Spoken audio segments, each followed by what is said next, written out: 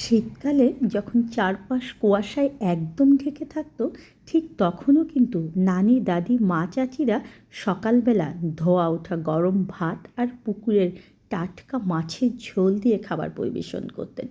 এই খাবারের স্বাদ কিন্তু একেবারেই অন্যরকম। কোনো খাবারের সঙ্গেই কিন্তু এর তুলনা নেই।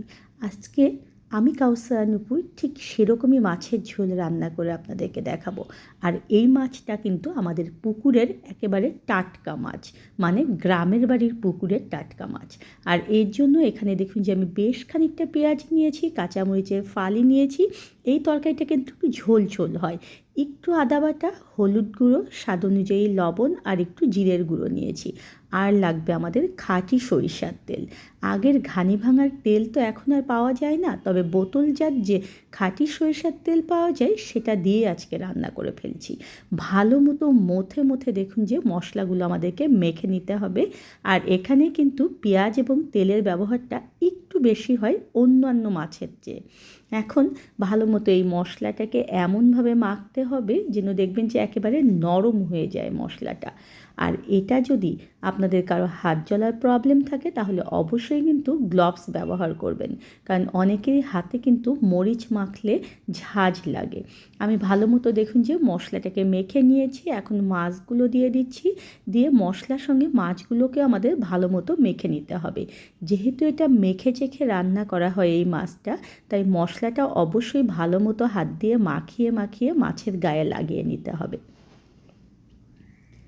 এই মাছটার স্বাদ সম্পূর্ণ অন্যরকম। আপনারা যারা খেয়েছেন তারা তো জানেন, আর যারা খাননি তারা কিন্তু অবশ্যই একবার হলেও ট্রাই করে দেখবেন এই মাছটা। আর যারা মাছ খান না তারা এই মাছের ঝোল দিয়ে ভাত খেলে দেখবেন যে মাছটা আসলে কতটা টেস্ট। আমি বেশ খানিকটা পানি দিয়ে দিয়েছি ঝোলের জন্য, কারণ ঝোল ঝোল হয় এই মাছটা। তবে অবশ্যই কিন্তু নিজের পছন্দ মতো ঝোল রাখবেন আর সে অনুযায়ী পানি দিয়ে দেবেন।